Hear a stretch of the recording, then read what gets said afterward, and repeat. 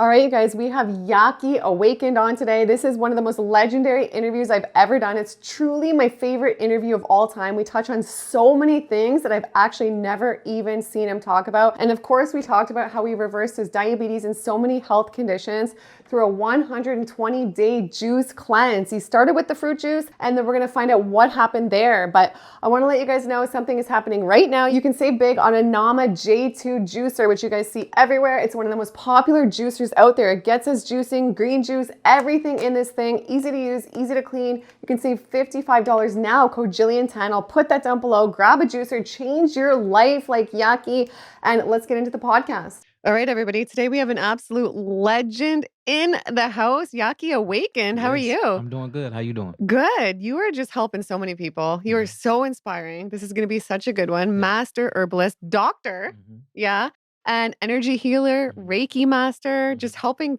heal so many people, and including yourself. It all started with, I believe. So, first of all, how are you?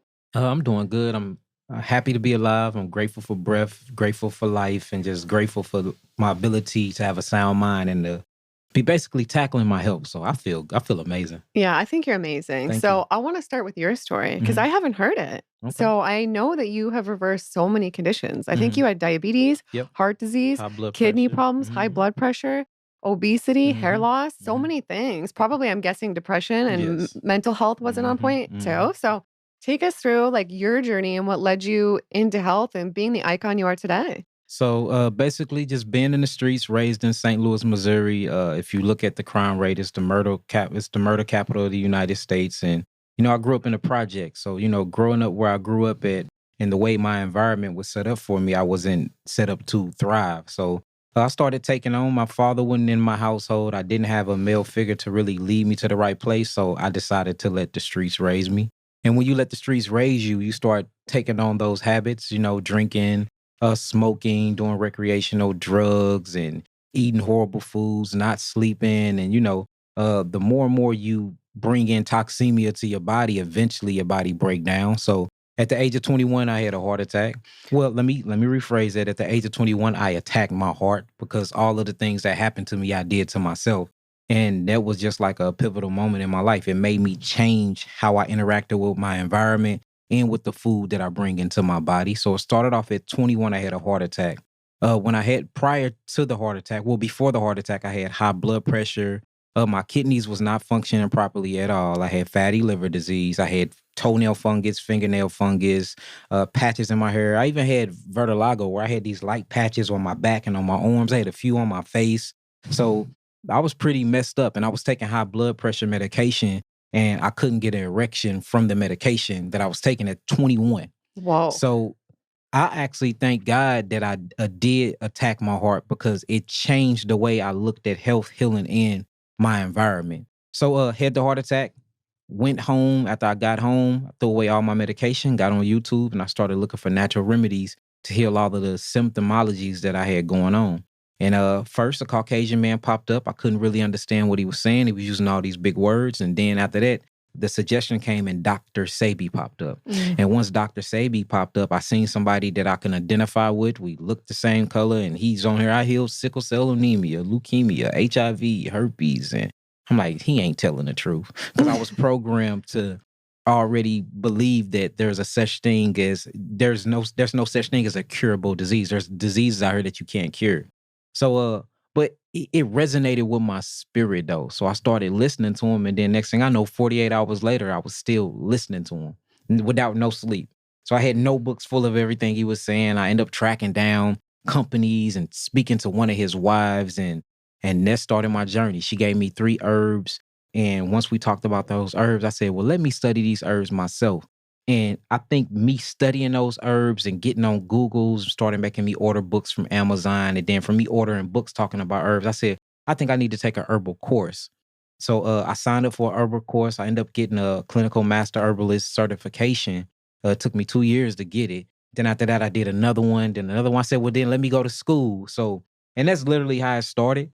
And my mama had high blood pressure. She was like, so 90, I did a 120-day juice fast. 120 days, nothing but juice. I love it. I was 200, I mean, not 200. Yeah, I was. I was about 260 at the time, real fat. I got pictures I can show you. I'm gonna show them to you. I was about 260. I went from 260. For one, I lost 60 pounds in 7 days. Everybody's saying I'm lying. They don't believe me. Yeah. I lost 60 pounds in 7 days. Nothing but juice. I pooped so much. I had flabby skin when I was done and everything. I had to literally go in the gym and take some indican type of herbs to help my thyroid to tighten up my connective tissue. That's how much loose skin I had left over. So I lost 60 pounds in 7 days, but I went from 260 down to 143 in about 3 months. And then at the 4-month mark, I was down to 134.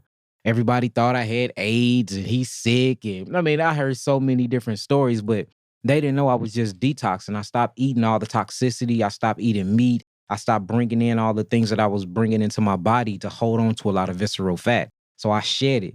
But the spiritual awakening that happened when I was shedding all those toxins out, really, it just revitalized me and my purpose. So when I went back to the doctor, I didn't have no more scar tissue on my heart.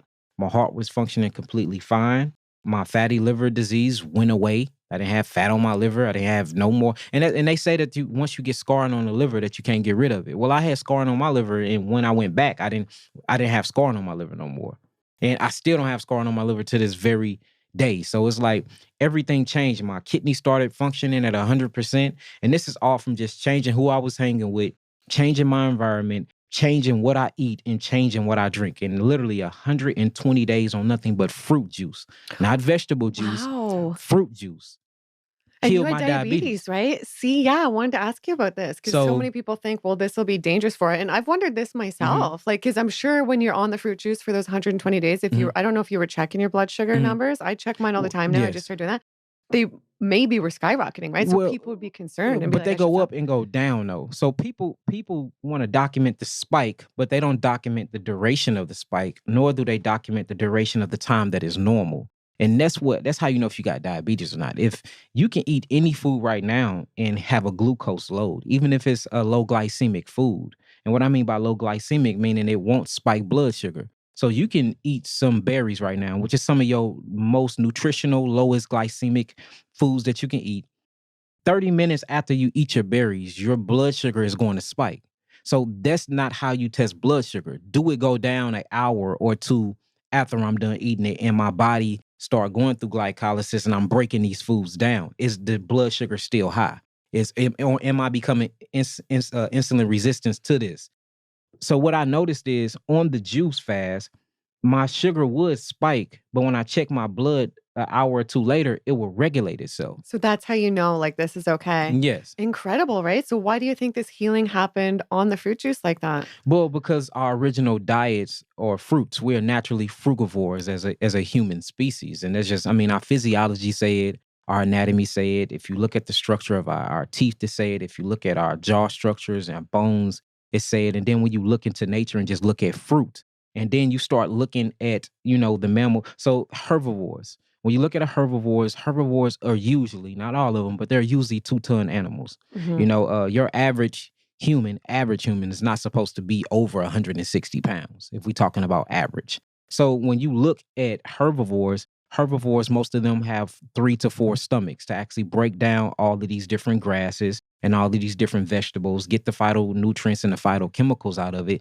Then they basically throw it back up and they call it chewing the cud. And then they go down again and it goes to a different digestive chamber. Then they help ferment these foods. Then they go to another one. They extract all the nutrients from it. And then from them processes of them digesting these herbs, they can literally gain up to 2 tons, right? So if you look at us, we are smaller than 2-ton animals. And you start getting into the plant kingdom and you look at vegetables have what I call their own protective properties in them. You have lectins, you have gluten, you have saponins, you have tannins, you have all these different phytochemicals that actually tell you that the plant don't want to be eaten. So if you go get a plant and instead of eating the fruit and you eat the actual green plant part of it, usually it makes your stomach upset. It slows down your digestive system. Tannins do something to the body. Saponins do something to the body. And these are chemicals that the plant uses to protect itself. It's a natural pesticide that the plant produces.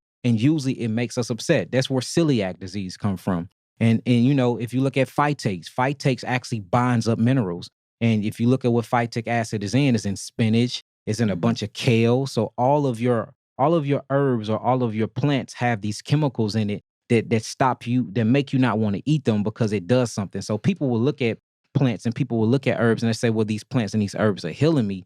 And that's not the fact at all. It's actually making your body detox because it's sensing the actual protein chemical that is trying to harm you. So it kicks on something called an NRF2 pathway, or what you would call a detoxification pathway, because your body is recognizing these foreign chemicals in the body. So it opens up a pathway to make you eliminate. So you thinking that the herbs are flushing you and cleansing you out, but it's the toxicity that the plants is producing to make you have this detoxification response.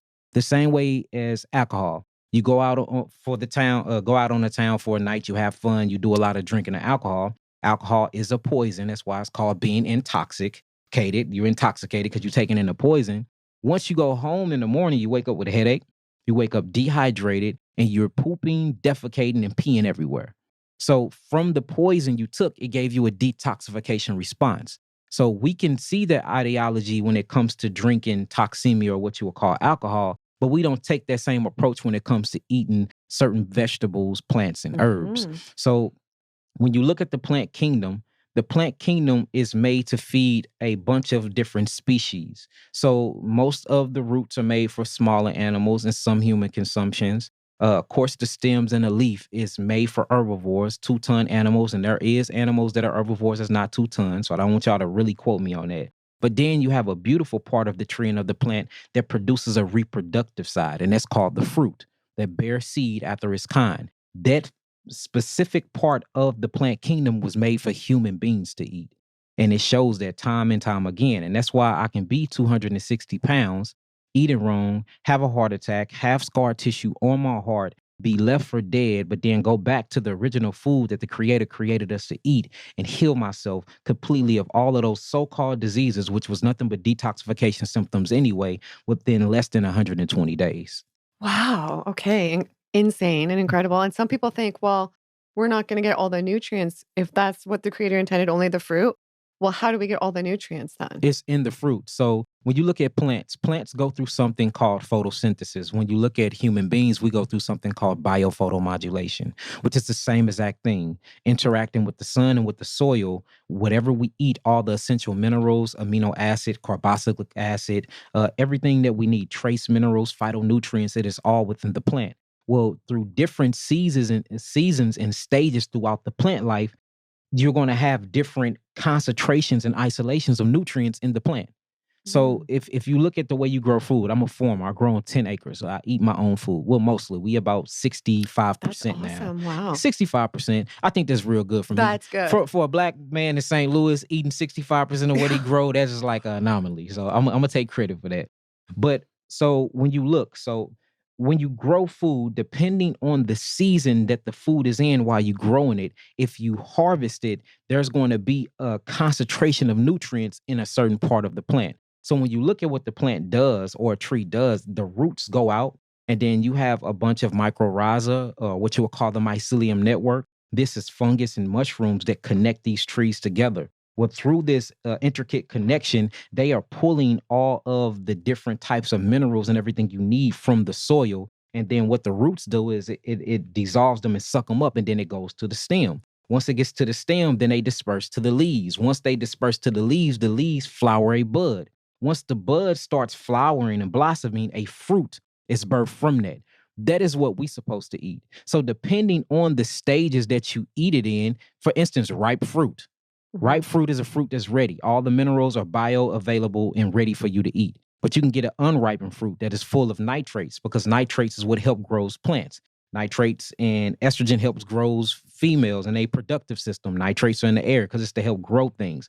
And that's why if you look at like peanuts and if you look at seeds and stuff, they have a high concentration of nitrates in it. It's super hard. Yeah. Animals can eat it in that stage, but we can't. Humans are made to eat fruit in its ripened stage, and then herbivores are made to eat their plants at any stage because they have enough stomachs to help break it down to extract all the phytonutrients. from them. So when you just look at the plant kingdom and you look out into nature, you will see that carnivores, they're not shaped like us at all. Carnivores have very, very short digestive tracts. Some can get up to 13 feet, but it's really 8 to 10 feet long. If you see, they eat and then they sleep all day. Most of your carnivores sleep up to 16 to 20 hours a day. Wow. Especially when you talk about lions, they just sit around and sleep all day. True. Hyenas, good point. they hunting, making love to reproduce, yeah. or they sleeping. And if you look at the life expectancy of a carnivore, like a lion, I think his longest life is about what, 30 years? And and if he's 30, he's an elder. That's like 120 years to humans. So when you look at carnivores, they don't live long at all. They have to sleep all day to be able to get all of their energy to help them break down and digest that food. They have long canines, not canines like gorillas for protection, but they have canines to rip and tear meat from the flesh and from the skeleton structure of another animal. If you look at how they are, most of them, well, all of them are horizontal. They're not vertical, so they don't walk upright. Right? True. Good point. All of them have tails. All of them can reach speeds from 40 miles per hour and up because they were born and naturally created with the equipment to track down their prey, kill their prey, rip the meat from the bone, eat the blood without cooking it. And notice, nothing in nature have a kitchen, nothing in nature have a pot, a pan, silverware, or they do not cook with no canola oil, grease, or nothing. They eat all of their food raw, and 98% of nature mono-eat. They don't mix their foods, not even the frugivores like the primate kingdom. So when you start really looking in nature and you look at a carnivore, you're like, hold on, we don't fit that. We are nurturing people.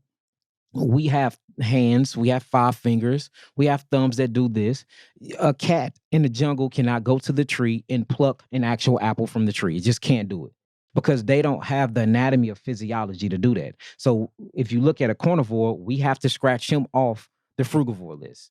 But fruit it exists. So somebody was made to eat it because it exists in nature, right? And it's the easiest thing for us to digest. I mean, so I don't see how anybody can say that's not meant for us when it's the easiest thing to digest and makes you feel incredible, right? I just think there's a very, very mass narrative push to keep us away from healing ourselves because death and disease is big business. I mean, that's when you look at it, that's what it is. But when you go into nature, we're definitely not carnivores. Then they say, well, we omnivores. No, we not. We have one stomach. We don't have these different stomachs. We have our hydrochloric acid is set at a certain amount. We have something called the microbiome that is fed by the glycobiome. So the glycobiome is basically a mucus layer, your bacteria, and then these glycan sugars that help make up these structures. When you see what actual vegetables do to the glycobiome, it destroys it. Wow, no way. So even someone like me who eats like a clean raw diet or people eating like whole foods, they could run into problems because I eat a lot of kale, a lot of spinach, and a lot of fats, like a lot of like fatty milks and stuff. Do you think that's problematic maybe? Well, it can be. It depends on the individual as well. But what we notice and we track and we got data of all of our people, specifically when it comes to what we would call African Americans, we know that a lot of vegetables actually messes up their gut. So they try to go vegan or try to go vegetarian, then we put them on this all vegetable diet, and then they have more complicated problems than what they had when they was on the meat. So I always thought it was just a detoxification response, which it kind of is, but something is happening in the gut with all of these phytochemicals that's trying, because the plant is telling you, don't eat me. Don't eat me. I am available for the 2-ton herbivore, but I do bear a fruit that is for you. And that's what the plant is trying to tell us. So since we're not listening to the plant gonna say, well, you're gonna get all this phytic acid. And what the phytic acid is going to do is going to bind to calcium. And what calcium is going to do is going to calcify and bind to iron. So now you have an iron deficiency problem and you're wondering why, because you're eating all of these different vegetables and you're not cooking them the right way. You're not breaking through the cellulose the right way. Because some vegetables you have to cook to even break through them. Same thing with herbs. They're good for you to eat them raw, but most of them are good when you dry them out and you add alcohol to them to create a tincture because that breaks through the cellulose and breaks through the wall of the plant for you can receive all the phytonutrients. A lot of times you make a tea concoction, you put it in hot water and let it sit. We doing all of that for a reason because we're mimicking our stomachs and the hydrochloric acid in our stomachs to help break down the food, break through the barrier bonds and receive all the phytochemicals from it. Plants do not want to be eaten. They just don't, not by humans. They just don't. And then when you look at a 2-ton animal, they have the mass, they have the bloodstream, and they have the immune system to combat these plant phytonutrients and chemicals from killing them. But if a small animal, like a rodent, roll through and chew on some of these plants, they die because they so small, and these phytic acids, these saponins, and these tannins that's coming from the plant will break through their blood barrier, their gut, and it will give them a toxin, and they die from it. So the whole thing of herbicides and pesticides came from what plants naturally produce anyway. So you see a lot of people switching over and not going. I say the goal is to, you switch over, you stop your meat, then you go to fish. Stop your fish, then you go to plant-based. Once you go to plant-based and you eating all of your plants and stuff like that, you switch over to frugivore. Eat the reproductive part of the plant. And don't stay in that middle ground that long. And then if you just gotta have your vegetables, then make sure that you doing a good variety of your plate, and you have more fruits on your plates than vegetables. The thing that I see with people is when they think of fruit, they only think of apples, they only think of oranges and watermelon. But there is way more fruit out here than you think. Quinoa is a fruit. Wow, no way. That is the reproductive part of a plant. A tomato is a fruit. Zucchini is a fruit. If it's a seed or a part of the seed, or if it's a part of the reproductive part of the plant species, it's considered a fruit. And most of your fruits break down and fully absorb less than 2 hours. Okay, this is fascinating. And so we're going to find out too what you eat in a day. Yes. That's coming in the next video. So subscribe for that, because now I want to see what you're eating, and I want to eat like you. And so you did the juice fast. Knowing what you know now about health, is if you were to run into those problems now, and it was just the beginning, would you still cleanse that way? No, Or I in wouldn't. your opinion, what's the ideal for cleanse? Say I was running into problems right now, or if you were having problems yourself. That's a good question. But no, I wouldn't. Wow. So, and you the first person that's finna hear this. Doing that 120-day juice fast, what happened was I ended up healing my body, right? Fleshed out. But at that time, I was bringing in a lot of fructose, right? Even though it's naturally fructose, I isolated it because I took away the fibers. So I'm bringing in basically 100% fructose. So the fructose did heal me, heal my body, went a different pathway, but it went the liver route. So what I noticed was, if you look at my journey, the beginning pictures about 15 years ago, I was small like this. And then as I progressed through the healing and through the lifestyle, I started getting fat. So I became like a fat vegan. I had puffy face. I had a lot of visceral fat in my mid area. And I was wondering why. I wouldn't eat nothing crazy. I don't eat bread. I mean, Nabi can attest, I have a very strict diet, even though I was still eating things I wasn't supposed to be eating, and I wasn't practicing what I was teaching. I started off doing that, but then I fell off, and, I started getting into podcasting and healing celebrities. And, you get on a high horse and you just stop being the message. And I stopped being the message. And from that, I started gaining all of this weight. So, we own clinics. We own our own accredited laboratory in Houston, Texas. So we doing tests on ourselves. And I noticed that my liver got back fat. Wow. And I was asking myself, where did it come from? And it was coming from all of the fruit juices I was doing, because I was taking. So the same thing, how you isolate plants to make pharmaceuticals, you can isolate fruits and make pure fructose. And that's not always good. So what I've been teaching people is, I will still put you on a juice diet, but I'd rather you juice your vegetables than your fruits, and eat your fruits whole and eat them raw, for you can get all the nutrients, but you get it in a way where you're still feeding your glycobiome. Because like I said, the glycobiome is made of these structures, is made of these sugars, it's made of glycans, and made of the bacteria. And the glycobiome is really your prebiotics that feeds your microbiome, which is your probiotics, and that makes postbiotics, which is all the minerals you need to rebuild your molecular structure. So juice your vegetables, because you're not supposed to be eating vegetables. So we absorb them differently that way. Exactly. So they're okay that way, you think? Yes. I do feel better with them that way. But that's because you're not getting all of those chemicals, that the fight or flight chemicals that's coming from the plant. The plant release these stress chemicals that say, if you eat me, every time you eat me, I'm going to upset your stomach.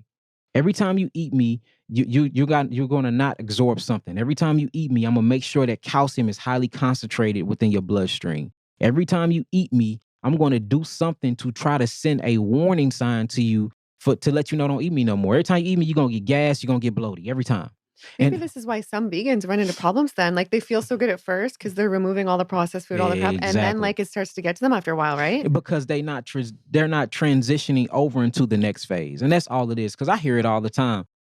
Yes, I was sick, but I went vegan and I got sicker. And it's like, no, you didn't get sicker. You just wasn't speaking to a nutritional scientist to put you on the right plan. And the only way you can get put on the right plan is you have to test the food. There's over 9 billion different people in the world. Everybody react different to certain foods. And then, like, if you even look in the animal kingdom and you look at the fowl kingdom, you have the fowl. These are all considered birds with wings. You have vultures, you have hawks, you have eagles that eat nothing but meat. They're meat eaters to the point where something can die on the side of the road, and instead of them chasing their food, they rather just go eat what's on the side of the road. But then you have a hummingbird that eat nothing but sap. It eats nothing but maple. It eats nothing but syrup from the actual trees. Then you have a woodpecker that loves to eat wood. It breaks down and eat wood and actually have the acids with inside of its digestive part to break down and consume wood. But then you got other birds that eat nothing but nuts and seeds. And then you got the human birds that think they can eat anything, or what I would call a pigeon. A pigeon would eat a French fry if you give it to it. So we looking in the bird kingdom. In the bird kingdom, they all have wings. They're all classified as birds, but depending on their geographical location, their genes and where they come from, they eat different food. Yeah. So that's why we don't apply that same thing to humans. And we just don't. And that's why, we've been getting into we just got word back. Hopefully this will happen. We will be at Harvard University, and we're gonna present race-based medicine and race-based eating, and just showing all the evidence to show that yes, we are one people, but since we come from different geographical locations and our genes was manifested differently, then certain foods will be available and more greeting to the body than other foods that we eat. Wow. And that's why you can see certain Caucasians get on, full carnivore and they thrive. But then you try to put a so-called African American on this same carnivore diet, and then they would meet within 4 months because they're going through some type of kidney failure. So everybody is different and everybody's body is different. You have to listen to your own body. I know plenty of Caucasians that come to me and said, I tried the carnivore diet and I feel like hell. You see what I'm saying? So yeah, I know that's why people get so confused, right? Mm-hmm. And that's why I think that the best thing to do is know who you are, know your body, try these things out for yourself. Don't be a regurgitator. Don't be a Google scholar. Get in, get your feet dirty, get your hands wet, and try these diets yourself and experiment on yourself and be your own doctor in a sense. And then from your results, what works for you works for you. So I don't want to get on here and say this is the exact, because there is no exact diet. I'd be lying. I love that. There's no exact approach to healing. I'd be lying. You know what I mean? Yeah, because you see people heal on all kinds of different I'm approaches. telling you. And kind of when people are like, no, my way is the right way, Yeah. your way is wrong, your way is wrong, your way is wrong. I'm just like, you don't know that for sure, right? I was that way So before. I have so much respect that you're like, it's not the only way. There's all kinds of ways, right? Because you do see people heal in all kinds of different ways. Exactly. I used to be that way, my way or the highway, until I started getting proven wrong by my own work. We had a lady, her name was Shannon. She's from New Jersey. We was helping heal her of herpes. She had herpes. She healed herself from herpes by eating rotten meat. Wow. Rotten meat. And I'm like, no way. So it started making me get into the study of it. I ended up finding books about how rotten meat heals cancer. And so I seen a book about how indigenous people eat rotten shark meat, and they are healing their body of cancer and everything else. So it started making me study rotten meat and the healing potentials. Do you know I found over 200 papers talking about just the bacteria that grows from rotten meat and how it is good for the body? And that's the reason why, if you look in the bird kingdom, the vultures, and how they just so resilient and healthy because they eat nothing but defecated rotten meat. And then it brought me to another book that showed how they treat certain diseases and scars and open wounds with maggots, where if you have an open wound, they will put maggots on there to eat the dead skin, for you can grow new stem cells to grow and close your wound. So it's so much information. There's so many different ways to heal, and the creator loved us so much that it presented healing in so many different ways to us. So I'm not finna get on here and say this is the exact diet. What I have known for doing this for 15 years, being a nutritional scientist, having honoraries, having a PhD in natural science and health, having my own clinic, having my own laboratory, doing live and dry blood hematology analysis, what I've noticed is this: humans thrive better. Most humans thrive better when they're on a frugivore diet. That's what I noticed. But I have seen people thrive on carnivore diet. I have seen people thrive on just a vegetable diet. But most humans thrive on a on a frugivore diet. That's what I've noticed, looking Yeah. into nature and just having the data to back up what I'm saying. Yeah, and you've learned so much, and I love how you're all about the data, and you've experienced so much with your own body Yes. and seen so many people. So, what would you say are maybe 2 or 3 of the top things you've learned about health? Like, say you could leave a legacy behind and leave, like, a book with only 2 or 3 key points about My health book, for Killing the people Illusion behind. Called Oh, Disease. good. I'll put your book down below. Yes. Yeah. So I have a book out right now. It's on pre-sales. We start shipping out July the 11th, but it's called Healing the Illusion We Call Disease, the Bible of Health. And what I can say is 3 things that can help you reach the ultimate goal of healing and just bring your body in a state of homeostasis. The first one will be a spiritual system. Human beings need a spiritual system. I didn't say religion, I just said spiritual system. I'm not knocking religion. I think religion can be used as a good thing when it's not having you in like a mental prison.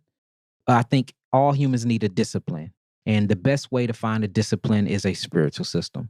The next thing is always going to be a loved one, somebody around that they can socialize with, somebody they can communicate with, and somebody they can love. The next one is a actual a beneficial environment, because your environment is your food, your environment is your relationships, your environment is the spiritual system that you take on, your environment is your influence. So we in the book, the chapters we have just the 4 basics to healing. The first one is ingestion, what you bringing into your body. So before you even digest your food, ingestion is very, very important, because your senses and your nerve system, the smell of the food that triggers something in you.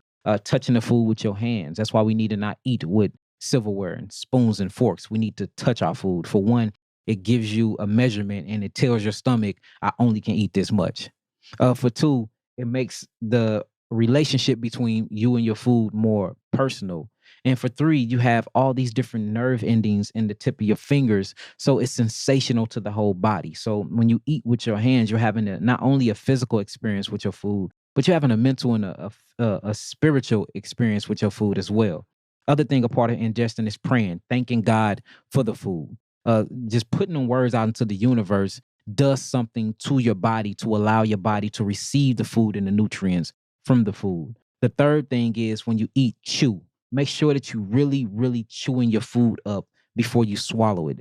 Humans do not know how to chew. And then if you look at our jaw structures, they have shrunken down and gotten so small Yeah, it because affects people's faces too. I've heard and that. that's the reason why a lot of people have wisdom tooth. They're not these are, or I got to get my wisdom tooth pulled. Yeah, Like it's it's not just normal, like it's right? not supposed to be there. No, Yeah. your jaw structure used to be way larger, way larger. So now you have to get these teeth pulled because they causing you problems and complications because you're not eating the things that you used to eat. We was eating nuts, we was eating seeds, we was eating all these different hard foods. And and I'm not going to even lie. Like even when you study hunter gatherers, they ate nuts, seeds, a bunch of fruits, and but they were literally on highly nutritional ketogenic diets.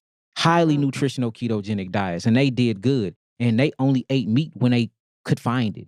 Other than that, they was eating the things that the environment provided to them. There was no additives, there was no preservatives. Everything was wild crafted from nature. There wasn't any ultra processed foods. Yeah, now it's all like the soft pancakes, soft Yes. like and it changes not only It your inner state and your mind, but your face shape Yes, too. I've face, seen that before and even after. down to your spinal cord. A lot of Whoa. people have spinal cord injury and having scoliosis and just having these different shapes of their vertebrae because what they're eating, and they don't even understand it.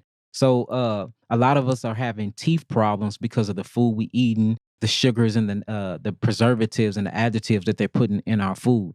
The best thing that any human can do is stay away from processed foods. If it go through more than 2 to 3 processes before it gets to you, do not put it in your mouth, because our ancestors did not do so. And that's the reason why you see them still thriving, even though they ate meat back in the day. Now, there was a bunch of diseases still, like you still see some, like if you read in the papyruses of Kemet or Egypt, you can see cancers there, but look at what they ate. They ate a bunch of meat and they ate a bunch of grain, wheat grain. You know, they ate a bunch of that. But when you go deeper and you look at ancient civilizations like the ancient Mesopotamia who ate corn is an actual grain that doesn't have gluten in it. They live way longer than people in Egypt. So when you follow the food, you know how people say follow the money? When you follow the food, it shows you how to live a long, incredible, thriving, purposeful life. Yeah. So basically, no matter how someone wants to eat, like eat real food. Yeah, eat real right? food. So if because it's people on here that's gonna say, you know what? I hear everything he's saying. It makes sense. I'm still gonna eat my meat. I'm still gonna eat it. 5 years ago, I would have just cut you off. There wouldn't be no conversation. Really? But now I Yeah. evolved to the point where I love it. I don't judge anymore. People gonna do what they want to do. So if you're gonna do what you want to do, try to be the healthiest while doing it. If you're gonna still eat meat, make sure that it's organic and it's grass fed. Make sure that you're not having sexual hormones and chemicals injected in it. Grow your own meat if you're gonna eat it. If you're gonna eat it. And you will see that even though that's not the idea, because the moment you put the meat on the pan and you fry it, it's going to have hydrocyclic amines. Yeah, the way you cook things too, right? Is a huge man, or it's like the cancer barbecue. is Yeah, and cancer, like I read something the other day, and I don't know if it's true, but it said in 1950, like cancer pretty much didn't exist at all with kids. It didn't. And with adults, it was like barely ever. Yep. Now, I don't know about you, like the closest person I am to has bad stage 4. So many people I can name that I know. So And you know many what's people getting happening, right? diagnosed daily. So like, and then I read that this started with this is because of man-made things. Yep. So it makes you wonder. It makes me reconsider all the man-made things going on. The Industrial Revolution have really is killing us. Think about it. You said 1950. About 1947, you start seeing processed oils come into play. Think about it. Then after processed oils, you start seeing sugars come into play. Then after the sugars, the big cigarette thing came into play where they started promoting that. And then after that, you start getting into ultra processed foods. So what's killing us is processed foods. Now, I'm not sitting here and just saying animal meat in a organic grass-fed state is not bad for you because the way you cook it and everything. If you're going to eat your meat like carnivores eat their meat raw and while still alive. They don't wait till they prey is completely dead because they need the blood because the nutrients is in what? The blood. That's how it make it to the tissue. So I'm still against eating meat, but I'm saying if you're going to continue to do it, cut out the steps. It shouldn't be 5 processes before your food get to your table, but it's the oils, the canola oils, all of these hydrogenized oils are killing us. Not only the oils, it's the sugars and all of the different additives and preservatives. And last but not least, which is the biggest, is processed food. Food is just not real no more. You are eating a bowel movement. If you look at the way they do, for instance, potato chips, right? They would take a naturally whole potato, and then they would take it through what your body would do to it if you would eat it.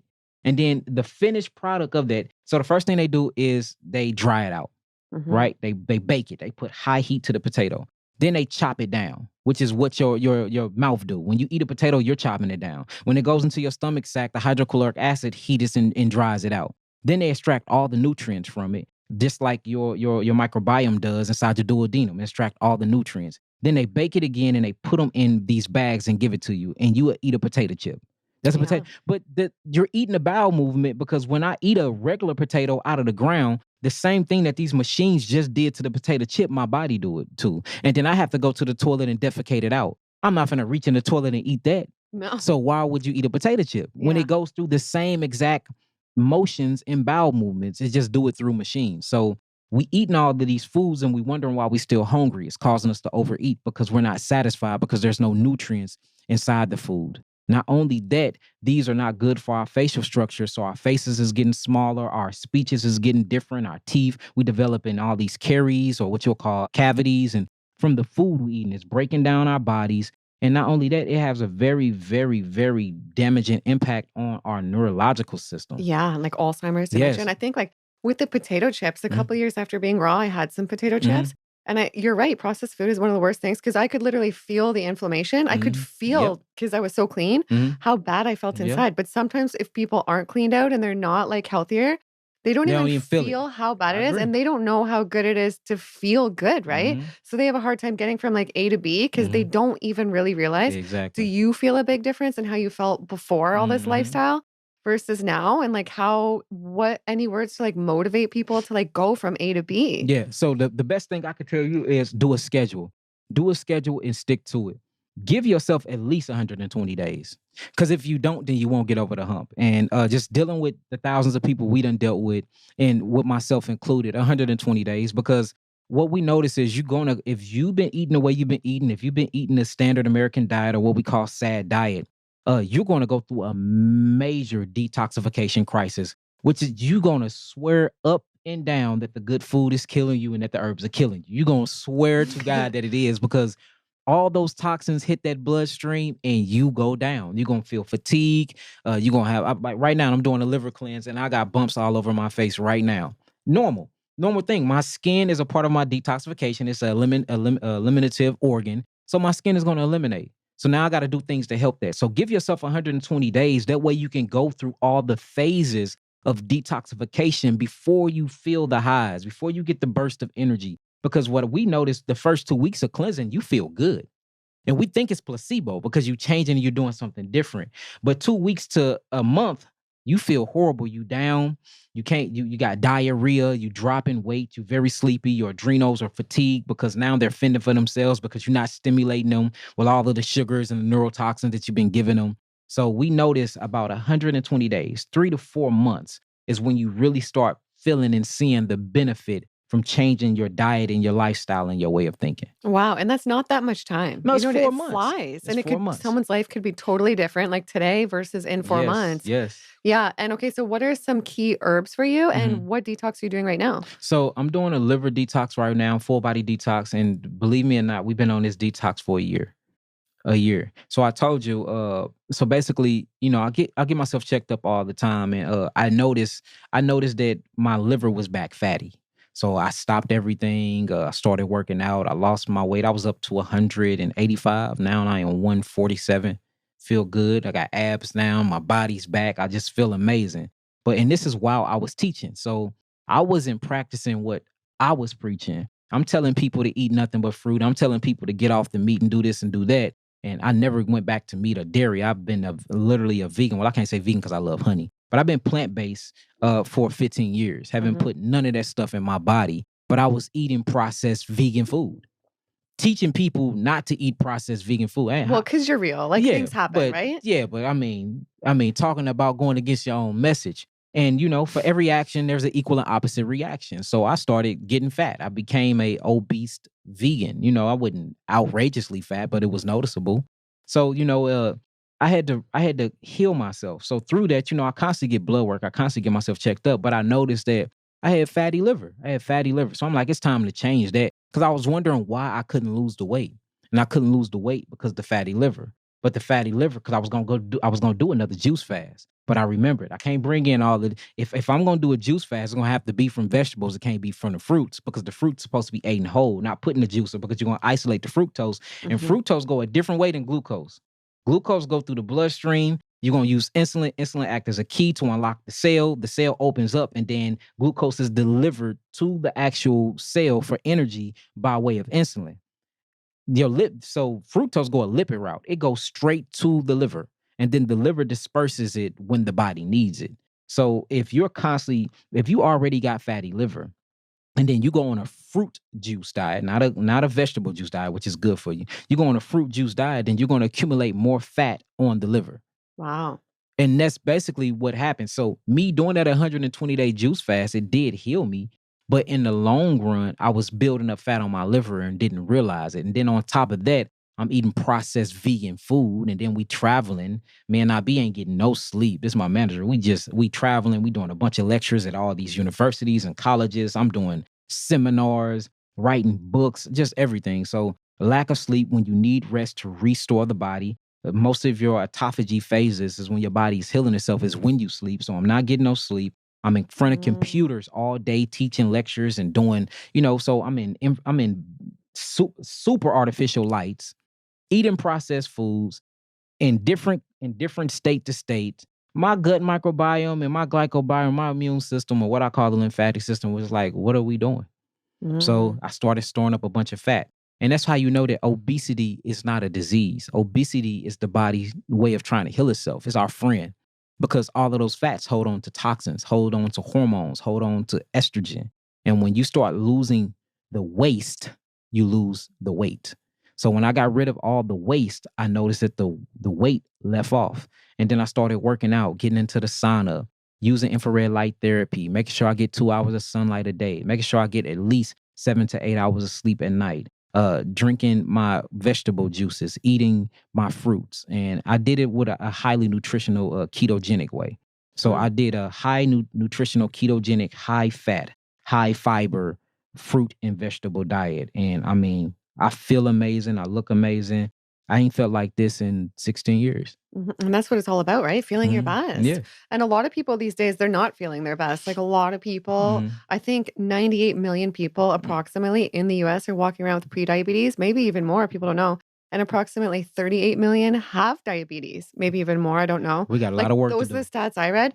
So since that's such a big thing, like what do you think are the main causes of it? And like what do you think is good to prevent getting that? Because it's so dangerous, right? Yes. People can lose their eyesight, Yeah. body parts, get hardcore neuropathy. I know a close family member that has a hard time even walking. Like it's crazy, right? And dementia, the Alzheimer's. Yes. I just want to interrupt really quick because blood sugars are such a key topic in today's podcast. And does Yaki not know so much? I trust his knowledge, I trust his experience, and I know for myself that checking my own blood sugars has completely transformed my life like nothing else. I want to show you guys what I use. It's a NutriSense machine and a CGM, which I attach to me and I wear 24/7. I've been doing this for about a month or two now, and it is literally a game changer because I see things that were elevating my blood sugar and things that were lowering my blood sugar, which I would have had no idea had I not been monitoring it. It is said that approximately 98 million Americans are suffering from diabetes and approximately 38 million walking around with pre-diabetes. So I think this is such a serious thing. And if we know what our blood sugars are doing, then we can make the changes. I've made changes now. I know how to get my sugars in line,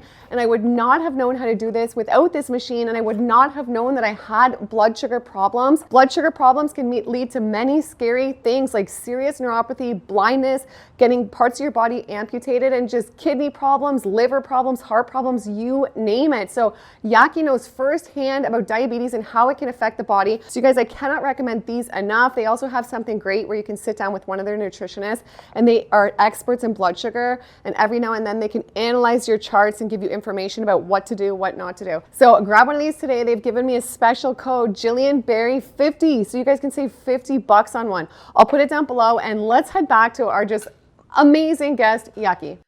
So diabetes literally come from, first thing, you have something called the pancreatitum fluke worm. So when you look at diabetes, automatically think about a parasite, a fluke worm that then lies itself inside the pancreas. Then the second thing is just the overconsumption of eating. We overeat way too much. You only really supposed to be eating about 1 meal a day. And people that's not that disciplined, because I wasn't that disciplined before, make sure you choose an eating window. So I have something called, in my book, Healing the Illusion We Call Disease, well, we have something called Dr. Yaki's daily schedule. And the daily schedule gives you from when you wake up at 6 in the morning to when you go to sleep at 9:30 at night to when you sleep till 6 in the morning and wake up. It shows you what to do. We chose the eating window between 12 noon is when you break fast or you eat your breakfast to 4 p.m. For people that can't use that 4-hour window, we push it 2 hours. So we say from 12 to 6.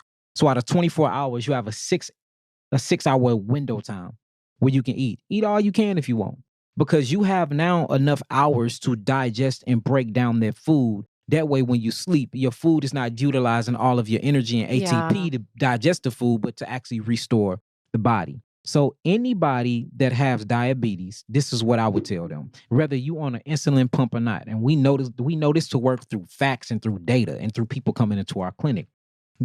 Adapt to a highly nutritional, plant-based ketogenic diet. Wow. Okay. Plant-based ketogenic diet. So what would plant-based ketogenic look like? Fruits like olives, very good. High in fats, low glycemic index. Avocados, again, high in fats, low glycemic index. Berries are amazing for diabetic patients. It still got sugars in them, but it comes with anthocyanins. And then the sugar, the glycemic index is so low, you will probably get a sugar spike, but it only lasts 30 minutes. These high in antioxidants. So, we have over 150 things you can eat. So they like, oh, Dr. Yaki, you finna give me this very, very limited schedule. Then they get the schedule after the consultation. Oh, I can easily do this. Yeah. But okay, so maybe if they were on that plan, like the keto plant-based, Yeah. having the olives, the avocados, like different things, the berries, the low glycemic fruits, right? Yes, and we add vegetables too, but Yeah. it's only the vegetables that don't give you all of those fight or flight chemical responses, though. Yeah, like kale and stuff. Yeah. So we take Okay, I out gotta we see take this out kale. list. We gotta get this list. I'll give it to you today. Okay, I would love that. And Matter is of it fact, available if I wanted to put it? It's available in the book, but I'll give it to you though. Okay, that's amazing. Get the book. This book sounds amazing. Okay, so if people were doing that, say they were having sugar problems, blood sugar problems, but they were doing that, but then they were also throwing in orange juices or high sugar foods, then the sugar problems might not regulate, exactly. right? Because the whole thing, what I was talking about earlier, when you eat something, so the body main source right now, see, the body adapts to what's available the most. So if you look in your academic books, they'll tell you that the main available energy molecule that the body needs to break a bond and create ATP, adenosine triphosphate, to give you energy and vitality for you to live is glucose. That's what the textbooks say. But it's so many different academia books that's coming out now with people that's doing the actual research to show that's not the truth. You can get the same amount of energy from fructose, and you can get the same amount of energy from ketones. So ketones is what fats produce. When your glucose storages are utilized and burnt up, the body relies on ketones. It's kind of like the body's eating itself. I kind of hate the word say that, but that's what autophagy means, autophagy. Auto means self, and then phagy means eating. So when you switch over from glucose and you go strictly fructose, you bypass the pancreas. The only thing is, if you eat fruits, because we didn't heal, the body, I'm not a healer. The body heals itself. I'm my own healer.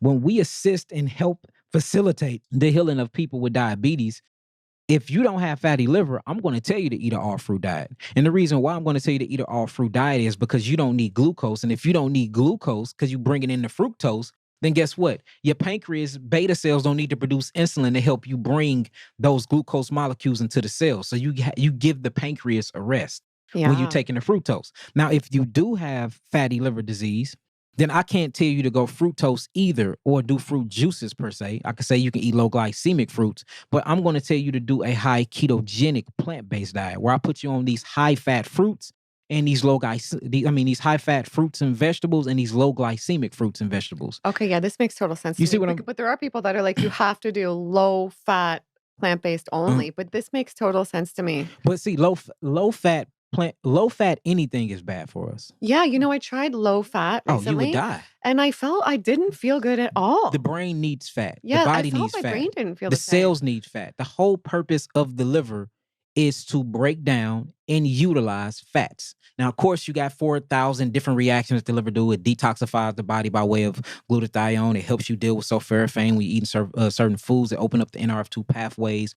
It makes and it deconstructs and reconstructs amino acids and proteins. The liver is so amazing. They can take a actual protein and make it into a sugar if the body needs it. The liver is the manufacturing company of the body. It does spiritual things, if you ask me, because how is it taking one molecule and reshaping it and make it into another molecule? True. I mean, the liver is amazing. But its main purpose and function in the human body is to break down and utilize fats.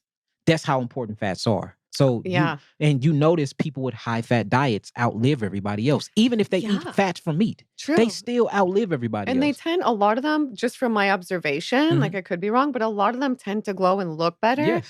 And seem to live longer and just be more stable. I mean, think about what your fats is. Your fats is your lymphatic system. That's lipids. Them are fats. Your lymphatic system is what holds on to the immune system. Immune system is what defends the body. So if you're not eating fats, it's damn near impossible to even rebuild macrophages, to rebuild basophils, eosinophils, to rebuild the actual immune system, or what I call the lymphatic system. Even your hormones. All of your hormones are fat-producing hormones. That's why they call fat-soluble hormones. Yeah. Most of your minerals are fat-soluble minerals. Most of your minerals, your actual minerals that you need to do the daily processes in the body, it's by way of fats. Think about estrogen. Think about pregnenolone, progesterone, testosterone, cholesterol, by way of vitamin D when we go through something called biophotomodulation. All this happened through fats. So if you don't have fats and you don't have and that's why the cholesterol myth is that is a myth. 10 to 20 years ago, when your cholesterol was over 250, they said it was healthy. So now when you see the release of statin drugs and then these new different stats come out, you like, are you guys getting paid to mess Yeah. with the studies? Right. Because how do we got studies and we have doctors saying that if you was over 300, it's impossible to get dementia. If you over 300 in your high cholesterol, it's impossible to get Alzheimer's disease, all these different neurological issues we having. And then if you see the lower you get with cholesterol, the more susceptible to cancer you get, because cholesterol or fats help you. It's a cancer it's cancer prevention. These are neurological disease prevention types of fatty acids that we bringing into our body. So this low fat, high sugar diet is killing us. See, yeah, because that's exactly what I tried recently as a raw vegan too, like high sugar, like a lot of fruit, a lot of bananas, a lot of this, and then like low fat. And like I said, I felt like crap. Yeah. So and the beautiful part about fruit though, and fruit sugar is I like to keep, so you have different types of sugars. You have monosaccharides, you have disaccharides, you have polysaccharides. So, when you get into your fruits, these are monosaccharides. These are good. If you mixing them right, and if you mixing them right and eating them with the right foods, you can let them release slowly and they do good for the body. I'm always going to say fruit over everything, because fruit is the natural food that we supposed to eat. There's just too much evidence to show that. I understand we go through states of evolution and people body change and adapt to their environment and what they're in. I get that as well. But I've never seen nobody that couldn't come back off of fruits. You put somebody on fruits, they're bouncing back if they have the willpower. But what we noticed is, like, for instance, bananas. I don't even recommend bananas to people while they're healing. If you look at my protocol, it says no bananas, which is a fruit. Is it good for you? Does it have a bunch of magnesium, potassium? Yes, it does. But it's so much sugary starch in it that it will slow down your healing process. So there's certain things that we just take out. For instance, orange juice. I will never, ever, ever recommend orange juice to anybody that's healing of diabetes. And I won't even recommend the orange. But if you're not healing of diabetes and you don't have fatty liver, eat as much oranges as you want, because that citric acid in there is loaded with vitamin C. Yeah. So this is what I'm saying. I am always fruit. We are naturally frugivores, but really studying and really doing this stuff for myself and the millions of followers we got and the thousands of clients that we have, I am noticing, and I have been noticing, that everybody cannot do the same diet. The frugivore diet is not for everybody. The carnivore diet is not for everybody. And the vegetarian vegetable diet is not for everybody. How you know if it's for you or not is you give it a try. And it's either going to work or not. And if it don't work, that don't mean that all is ended. That means we switch and we pivot to something else. And that's why the field that I'm in is more of a nursing practitioner now. I'm aiding you now, because I don't know what you're going to need. I know the basics of healing: cleansing, detoxification, opening up the digestive system, getting the kidneys and the adrenals online, cleansing the blood, and moving your lymphatic system. That's the basics. Yeah. But how do I do that? And the approach is different. Healing is an art, and no art is the same. Picasso never painted the same picture twice. Everybody have a different fingerprint. Nobody on earth fingerprints match. Same thing with a snowflake. Every snowflake that comes out of the sky is different. Same thing with the approach into healing. So healing is an art. And that's the reason why we taking a lot of time, and we spending more time with our clients that come into our clinic now, because we realize this is not a McDonald's franchise and this is not an assembly line at a warehouse. Yeah. This is, you just can't pack and put on there and it, no. You are different. Your body composition is different. Your mineral density is different. Your religion plays a role on your biology. Your belief plays a role on your biology. The way you interact with your environment plays a role on your environment. What's going on in your relationship plays a role in your environment. You might need more dopamine inside your body because you're depressed. This person's still sick physically, but they're happy. They might not need that dopamine release. You might need sauna. This person might not do well in sauna. They might need cold plunging. You might do good with heat shock, with heat shock proteins. You might do better with cold shock proteins. So the only way we're gonna be able to find out, if I get to know you on a personal level, and we figure out what you eating, what you ate for the month. And I'm not only asking now, what do you eat in a day? How do you feel at home? Yeah. And I notice when you go to the doctors, guess what they ask you? Do you have any thoughts of suicide?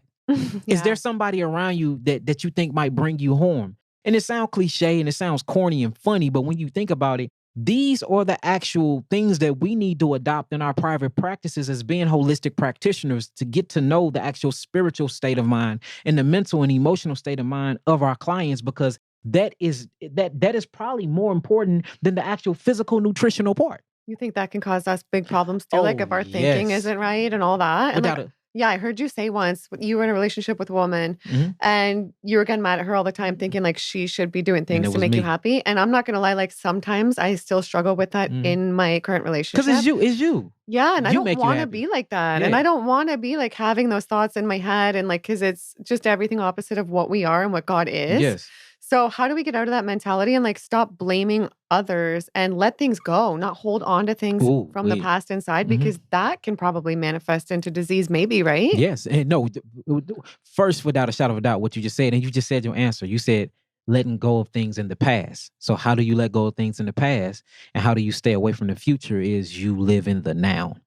Practicing living in the now is really, really, really like helping me out as an individual. It makes me appreciate more. It makes me very, very, very grateful. My gratitude just for the universe, for God, and for the way I even serve the community is all in the now. So living in the now. Another thing is realizing that everything that happened in your life is by your design. I mean, you chose to be here. I don't know why we think that we was just thrown on planet Earth. I No, know, you right? chose to be here, and the beautiful part about this, and just evidence to show that your mother and father didn't even know if you was a boy or girl until about 4 or 5 months later. Well, it's getting easier now. You can tell at 2 months now, but so they didn't choose you, you chose them. So you chose your parents, and if you chose your parents, then that means you chose the environment to come up in. These are all lessons.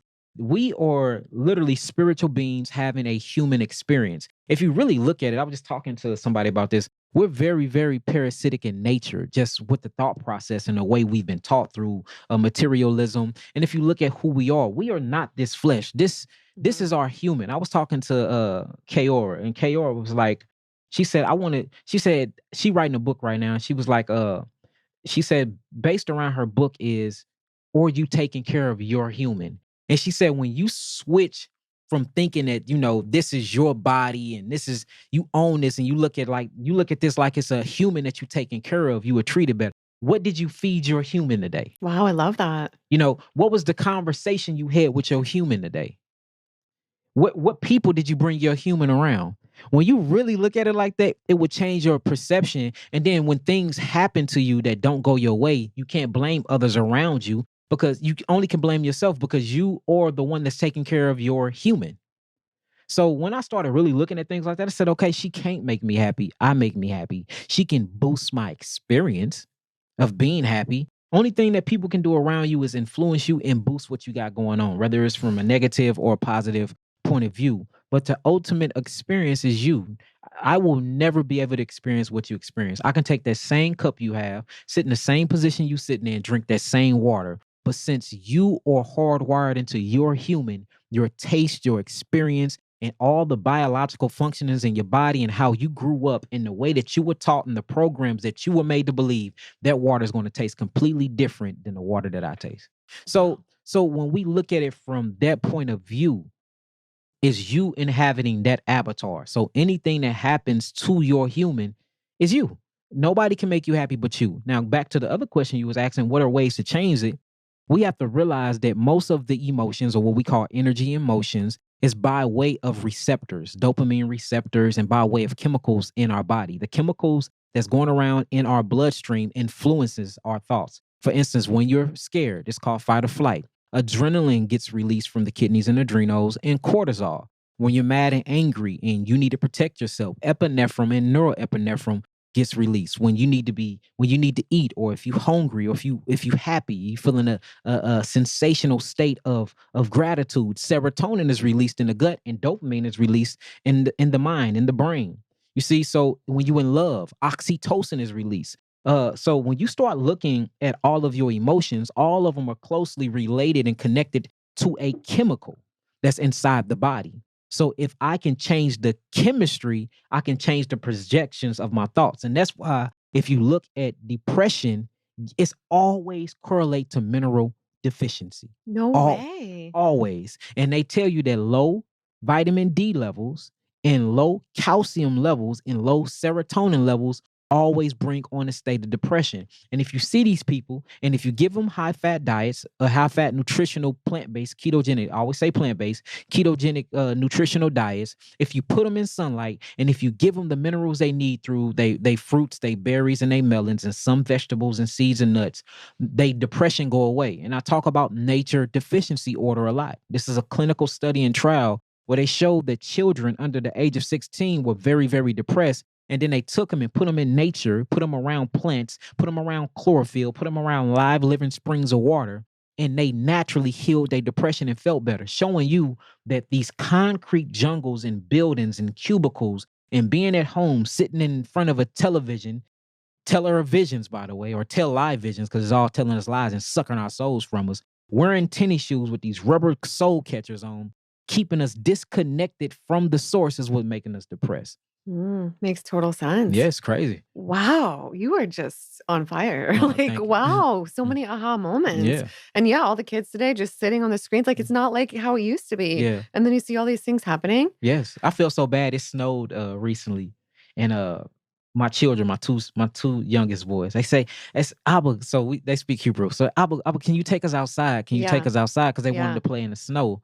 And I didn't let them go outside. I left them outside for one day. But I'm like, I should have just threw them out there in the snow. Just Yeah. don't for they can experience that and they can get the cold shock proteins. Do you know in Russia it is mandatory for certain countries in Russia at a certain age they put their children in cold plunges? No way. They put them in cold plunges. Wow. They're getting their immune systems ready for life. And like what we're doing is we letting technology raise our children. And we letting ultra processed foods feed our children. And we wonder why we've been getting so many, 7 and 9-year-olds with glioblastoma. No way. It's so disheartening seeing It's so crazy. little ones coming in with tumors that you be like, how did you get that? Now, luckily, we was able to help get rid of some of them, but some, we lost. And it's like, how are you 7 years old with the weight of the world of a glioblastoma tumor on the back of your brain that you usually see in a 50-year-old, or lung cancer, kidney cancer? It is so many these diseases that we're seeing in the younger children. And then when you get into the personal and you ask, okay, what do they do on a daily basis? What are they watching? How many times are they outside? You're the type of doctor we really need, right? But when you get into that though, it's just devastating because what it does to me though, see me, I'm a realist. So when I see something going wrong at work, I always apply it to my life. And I'm like, dang, well, okay, I'm here for all these children that's in my clinic. But the way I'm here for these children that's in my clinic, am I here for my children that's at home? So it just, I love the space that I'm in now, like just being humble and really open and receiving criticism and not blaming everybody but me, because it's really giving me the true power to take control of my human. So that's really highest level. Yeah, it is. And I'm sure you must see a lot of people, and there's probably a lot of people likely watching Mhm. who have no idea what they have. People can have all these symptoms and get so frustrated out there because they don't know what's going on. Mhm. So they don't know even what protocol to do because Mhm. they can't get answers. Like Yeah. it can be, you do all kinds of scans or tests and people just have no idea. But you're a shining example because you had all kinds of things going on, and look at you today. Yes. Like there is hope. I'm sure Oh, there's some people definitely. watching too who just feel like they get on Google and maybe think their life is over. This is it, right? And it's so many things you can do too. So you can get genetic tests done to see what so-called proteins that you're not, converting over. You can get live and dry blood analysis. We do everything I'm saying we do at my clinic. You can come in and we do scans on you. You can get infrared scanning where we shoot infrared through your body.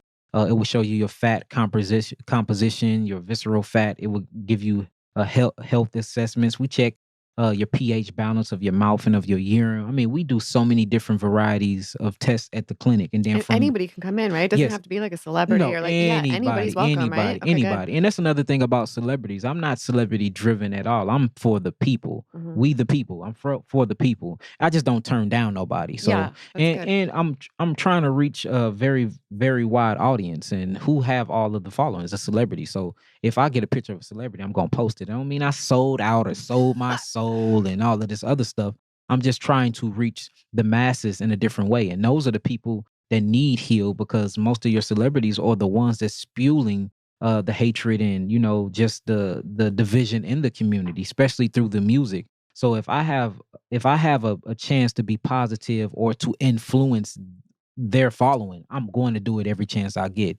I'm not going to sell my soul or go against any of my moral standards to do so. But if the creator lined it up and I don't have to compromise who I am as a human being or an individual to be able to have an opportunity to speak to millions of people, I'm going to take that opportunity every Yeah, time. of course. Mhm. Okay, and my viewers, they have some really good questions for you. So the first one is hair loss for men, how to treat this. Hair loss for men, testosterone. Wow. So increase your testosterone and your selenium levels. And I'm pretty sure you lacking in zinc and copper as well. So what I would say is make sure that you're stimulating your hair follicles. So you need to either get you one of them vibrating brushes and make sure that you washing your hair twice a week. Well, I would say this: if you're Caucasian, wash your hair about 3 to 4 times a week. If you are so-called African American, twice a week or once a week, because we dry out faster. So wash your hair, then stimulate the follicles. Then once you stimulate the follicles, they have something called infrared lights. You can get hair stimulating infrared lights that come with these little electrodes on them that'll help stimulate. Then after that, you feed your hair goodies. Make sure you're getting all the vitamin E's, biotin, and you can get these things from your food. Avocado and apples are very, very good for your hair. So just make sure you're eating a very, very nutritional diet, stimulating and keeping your hair hydrated, keeping your skin hydrated and moist. And make sure you're getting selenium in. If you want some good selenium, Brazilian nuts. High concentrated amounts of selenium, and selenium is the building block to the fatty acid or hormone we call testosterone. So that's what I would do for that. And then you have to remember that your hair is an extension of your nervous system. So if your hair is falling out, then something is going on with your nerves, and usually it's a state of fight or flight. You feel like you need to defend yourself from these illusions that we call lifestyle. So make sure that you're not stressed out at work. Make sure that you're minimizing the stress in your relationships. Even your children can stress you out. So it's time to change your perception of how you look at your family dynamic and how you look at work as well. Most of the time, what's killing us and balling us out is our perception and our perspectives and the way we choose to look at life. Life is either happening for you or you happening for life, and I like to say life is happening for me. It's to benefit me. Everything that happens is a lesson, and these lessons can be blessings. So I was just talking about the analogy last night to an associate I was talking to. And I said, if you got into a car accident, if you got pulled over right now, or if you was on the road heading to a destination and you hit, some LA traffic and you stayed there for an hour, what would you do? And she was like, I'd be mad and I'd be cussing people out. And I was like, well, that's your perspective. So that perspective then molded and changed your whole day. What happened if you look at it like God was keeping me from an accident? God was preserving me from an accident up the road 10 miles. And that's the reason why I had to stop and stay here for 30 minutes. So, it all depends on how we look at it. Is the glass half full or is it half empty? Is it half empty and this is how much I got left to drink? Or is it half full and I didn't drunk so much and I still got this much to drink? How you choose to look at your situation is how you heal. Same thing when it comes to health and disease. Is cancer an enemy or is it the friend? Is it the body trying to heal itself or is the body killing itself? Depending on which way you choose to perceive that is how your healing outcome is going to be. Always. So the same thing when it comes to hair loss and any of these diseases. Why are you losing hair? It's the body warning you. Fix the warning symptoms, the state of fight or flight, get out of this stressor, stimulate hair growth, bring in nutrition, get sunlight, and your hair will grow back. Yeah, okay, well said. Okay, this is a sunlight question. How does sunlight/natural light provide sufficient melanin? Proper suntan with no sunburn and no lotion? So sunlight stimulates hormones and hormones produce melanin. Then melanin produces precursors. And that's where you get melatonin and serotonin from. So those that's already melanated is you got it already. You can get darker, but that's pigment melanin. And pigmentation melanin is cool, but that's for environmental things. The melanin that you're supposed to be worried about is the melanin that's in your internal organs, or what I'm gonna call eternal organs. But the best way to increase melanin production is to go after the endocrine gland and make sure that you're producing the right amount of hormones. And the food that I know that loves the endocrine glands is foods that is high in a purple color called anthocyanins. And these are blueberries, these are blackberries, these are mulberries. You have something called purple carrots, not the orange carrots that they dye. I'm talking about the ones that the natives used to eat, these dark purple carrots. You have another one that I'm just getting into and it's showing promising results. I don't want to be concrete on it now, but I want to talk about it. Peruvian corn, purple Peruvian corn. Y'all need to look. And then you have black apples. A lot of people don't know about black apples, black garlic. So if you want to help maintain or produce more melanin inside of the system, again, inside, not outside. You have melanin, you have neomelanin, you have pheomelanin, you have cosmic melanin, so many different structures of melanin. You have to make sure you bring it in food that have dark melanin pigments in it. And those are the foods that would do that. And then always, once you eat those foods, make sure that you're getting at least 1 hour of sunlight. So we say Caucasians, 15 minutes to 30 minutes of direct sunlight. But the darker you get, you have to be in the sun more. Because your skin, especially with so-called African Americans, your skin is made to not only eat the sun, but deflect a lot of the sunlight as well. And that's why we see a lot of so-called African Americans with very, very low vitamin D. Because that's what, I mean, think about it. You're in the plains of Africa. And before the earth split it up and we was on Pangea and America was a tropical place, the sun used to be here a lot as well. So, it's all about adapting. So we have fairly, very dark skin for not only we can heal from the sun, but the sun wouldn't kill us either. Sun is very dangerous, and a lot of people don't understand that. And that's where they come up with these, sun blockers. And if you see sun blocking sunscreens, if you look at them under ultraviolet light, guess what it looks like? What? Melanin. No way. It looks just like melanin. I mean, exactly like melanin. So, yeah. Interesting. Okay. And the next question, supplements. So now I'm curious, do you take any?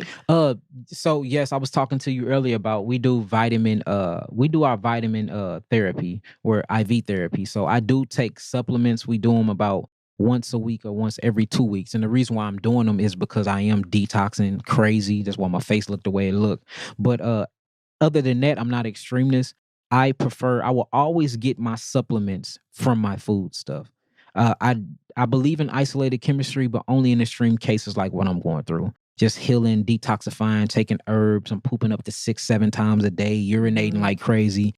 I'm getting rid of so many minerals and so many proteins. I need to keep them in me. So that's the reason why I'm supplementing right now with IV therapy. Right now we get something called the B complex cocktail, where you have all your vitamin B complexes in there, all your cobalt derivatives.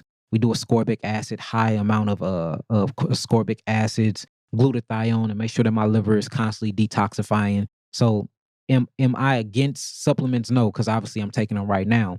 But if I wasn't detoxing, I would get my natural supplements from my food stuff that comes together. Like you will always see magnesium and calcium and iron phosphate together.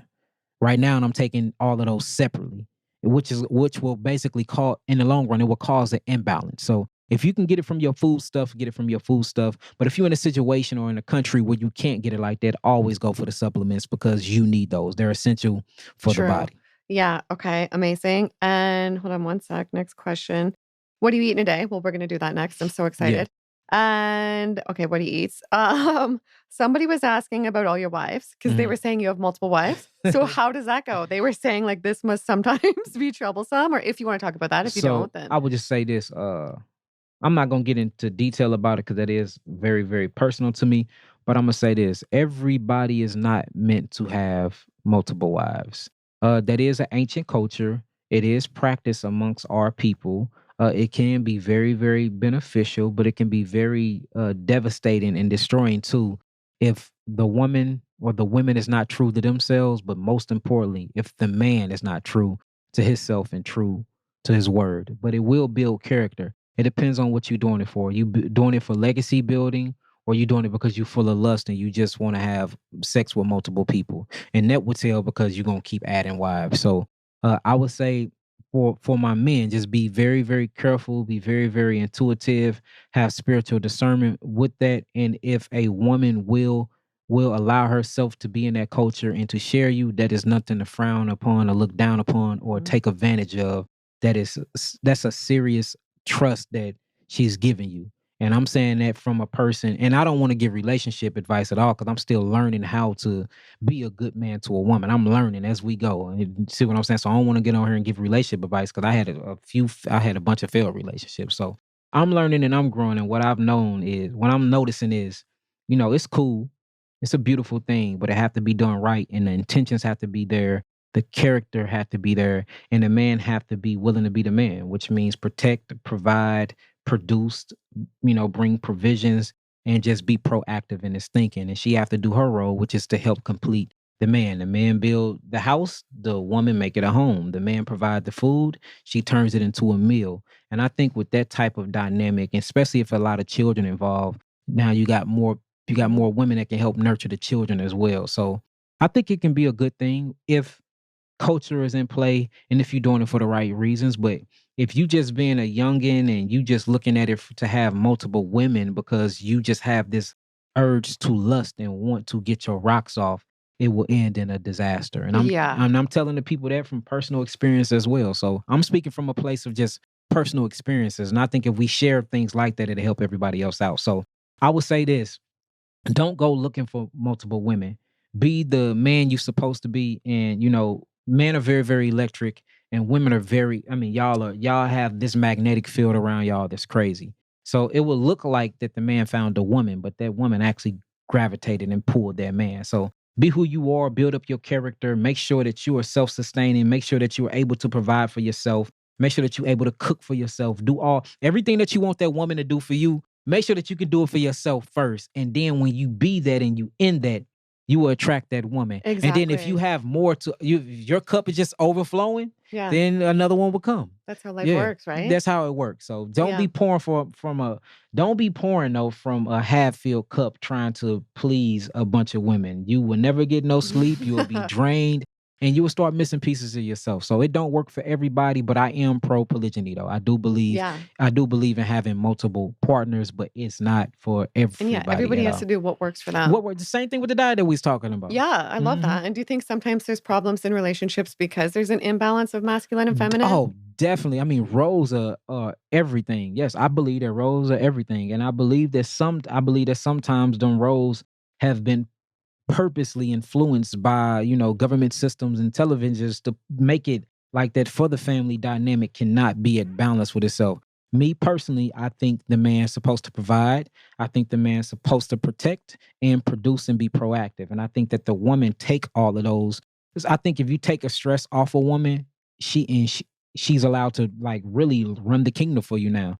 If you don't have to go to work every day, now you can spend more time with my children and raising them and schooling them. Now my children don't have to go to public schools and be raised by our government.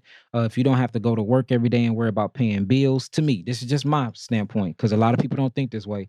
Now you have time to, when I get home from work, I can have me a good meal on the table. So now you're not working a 9 to 5 and then coming home and still have to work 5 to 9 for me. You got all day to make sure that everything's at the house is taken care of because I'm the one taking on the financial and the mental and emotional stability of the household. So Yeah, I'm with you. Because sometimes as women, if we have to also have so many other responsibilities, it can put us in fight or flight. There is nothing more dangerous than a masculine woman. A woman that is made to be masculine she will curse you. She won't be submissive. Everything will be combative because she's now out of her element. And I notice a woman perform way better when they're provided for. And this is me learning personally because I've always been a provider financially because I've always been financially well off. So you ain't got to pay bill. I'm gonna set you up. But if I'm not there, and every time you speak, I'm not emotionally available to hear you out, then even though I'm paying all the bills and I'm buying you everything, and you don't have to worry about ever spending a dollar,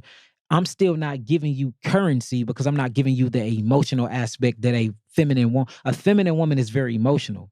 And that's what I've been learning for these last 2 years. Like, it's not all about money and providing. It's about emotional security and spiritual security as well. A man's supposed to be king, priest, and prophet over his household. So, I was king. I'm the good ruler. I'm going to build how I'm going to provide all of that.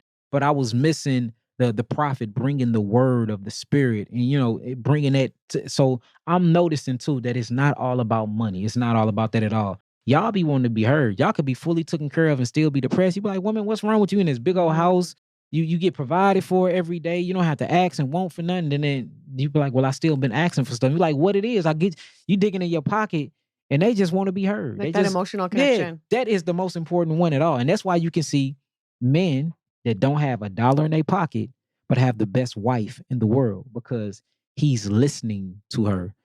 He's connected to her in an emotional way where they can evolve and grow together. It's not all about the money. And that's what I've really been learning with love and with women. You can buy BITCHs. You can buy that, but you cannot buy a real woman. And me just being a millionaire and traveling and being in the dynamic I'm in, I'm at the point in place if I can buy it, whether it's a woman or whether it's friendship, whether it's counseling, I don't want it. If I can buy it, I don't want it. I want the stuff that I can't buy because the stuff that you can't buy lasts forever. So, wow, well said. Okay, next question. You asked that question, didn't she? That was a good one. This is a real topic shift, not as spiritual, but what are Yaki's thoughts on dehydrated foods? So dehydrated foods dehydrate you. So the body is so unique and the body is just an amazing specimen, I'm telling you. So when you eat, so for instance, let's talk about a raisin. A raisin come from a grape. You put a raisin, either you dehydrate it naturally in the sun or you put it in the dehydrator. It literally sucks out all of the water of the fruit. The moment you chew that grape, guess what your body gonna do to that raisin? It's gonna turn it back into a grape. So you eat this dehydrated grape called a raisin, you take that raisin, you chew it, you bring it into your body. The first thing you're going to do, all the saliva going to get to it. Amylose and pectin is going to get to it. It's going to go down to the stomach. Hydrochloric acid is going to break it down. As soon as it gets into a duodenum, a lot of water is going to absorb back into there and turn it back into a grape. So where is that water coming from to make it back whole again? It's coming from the interstitial fluid of your body. So dehydrated food essentially dehydrates you. So what we tell people to do, my late great personal teacher, Dr. Lila Africa, he said, if you get a raisin, just sit it in water 30 minutes before you eat it. Oh, smart. So if you get a dried tomato. Or dates even? Or dates. Yeah. Just sit it in water or put some citric acid on it. Make sure that you're putting some type of water back in it. What's better, dehydrated foods or dried foods? No, dehydrated foods or cooked foods, I mean. But you said the first question was a good question too. Dehydrated foods or dried fruits, because there's a difference between freeze-dried and dehydrated dried. So between regular dehydrated and freeze-dried, I would say always do sun.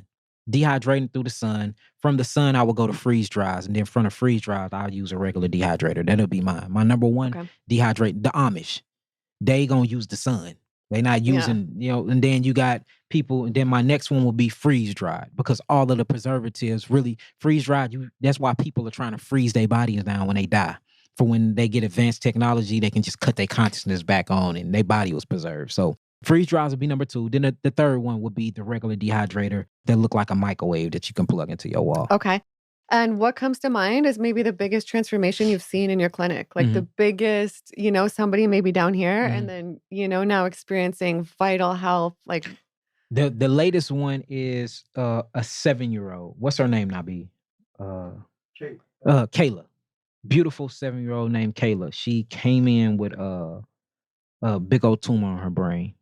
And, I'm a non-physician, meaning this is a medicineless clinic we have. Yes, I do have a doctorate. Yes, you can technically call me a doctor. And yes, I'm a nutritional scientist. We have certifications from Harvard, from Stanford, University of Adelaide. I have awards from the presidents. We have a Lifetime Achievement Award. So, I have my own day of proclamation in New York. The governor gave me my own proclamation and everything. So I have many different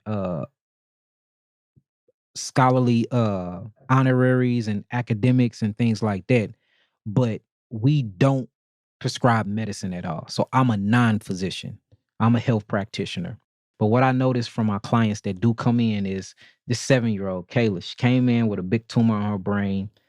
They basically, mutilated her, chemotherapy, everything. So, me, I'm like, well, I can't tell you what to do, but I'll tell you what I would do.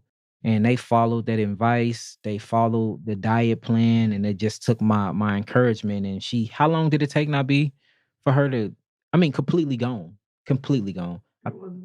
I'm guessing I was going to guess not very long. 6 months? About 6 months. See, isn't it amazing what the body can do when it's given the right things? And they told her that they was basically tell her to expect her death. We can't do more. They came to us because they basically, because you know, when you start listening to people, you be like, hold on, I don't want to do chemo no more. I'm seeing what this chemotherapy is doing for my children, my baby. I'm seeing what it's doing for me. So they didn't want to go back anyway.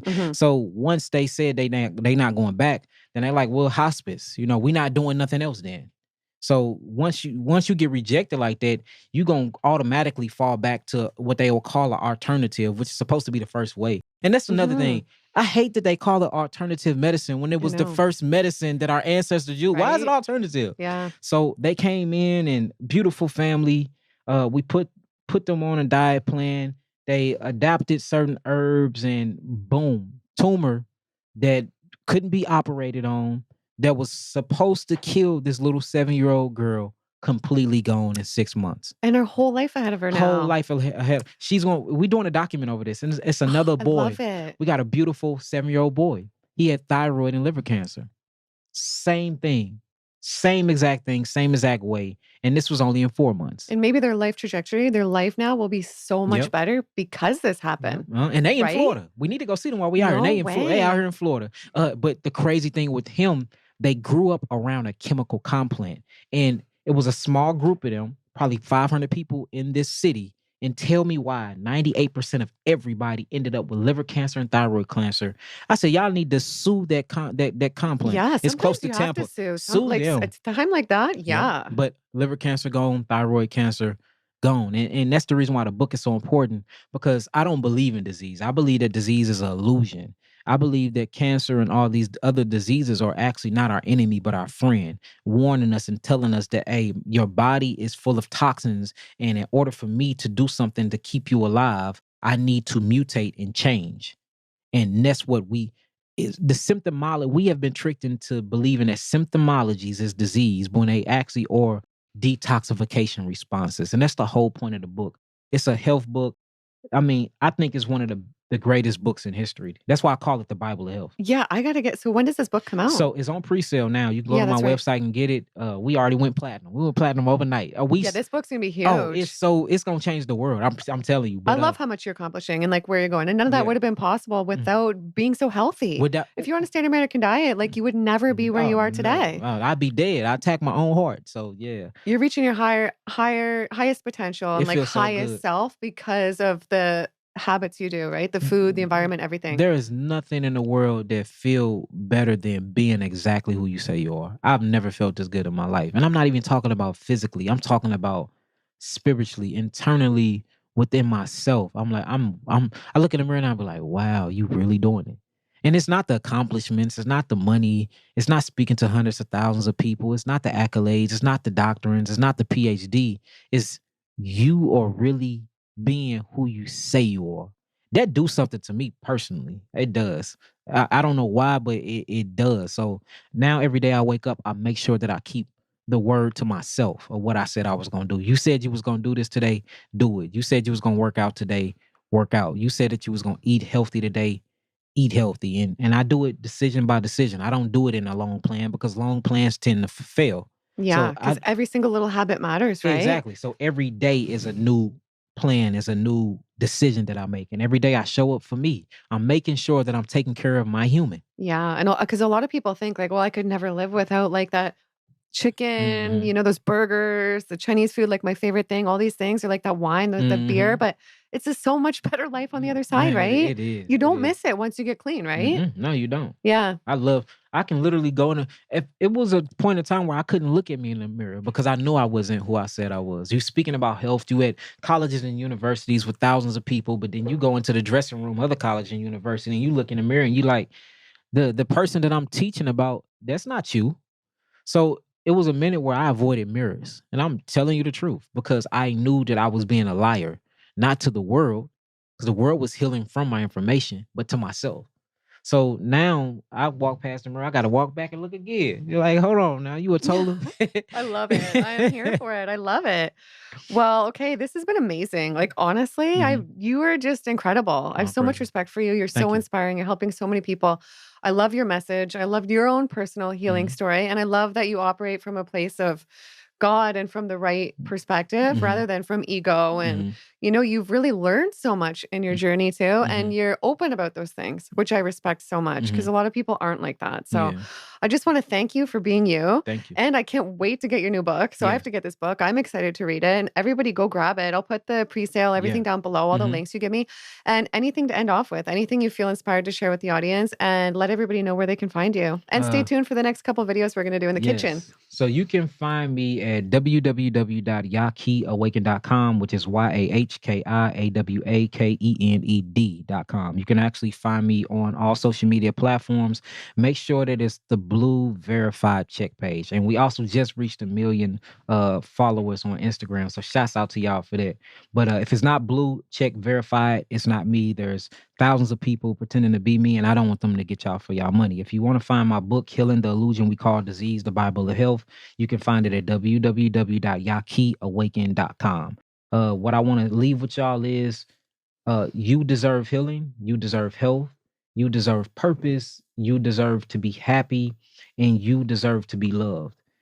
And the best way to achieve those things is to truly be exactly who you want to be. And you be exactly who you want to be by being who you say you are. I love this. This has been so good. So thank you so much. Yeah. And everybody go follow. I'll put all the links down below. Stay tuned for the next video in the kitchen because we have to see what you're eating Let's do it. to have such a good mindset, to come from such a good perspective that's not about judgment, that's about God, about love. Because when people have that, I want to know what they're eating. When I see people going around the internet, lashing out at this person, lashing out at that person, lashing out at that person, I think I don't want to eat how they're eating because look at what it's becoming of them. And that used to be me. I'm glad I'm not that person no more. Yeah. I'm so glad I'm not. I'm done. So done with debates. I tell people they right now. They want to get on my page. You right. I love it. You're right. It's your perception. It's your personality. We're a unique people.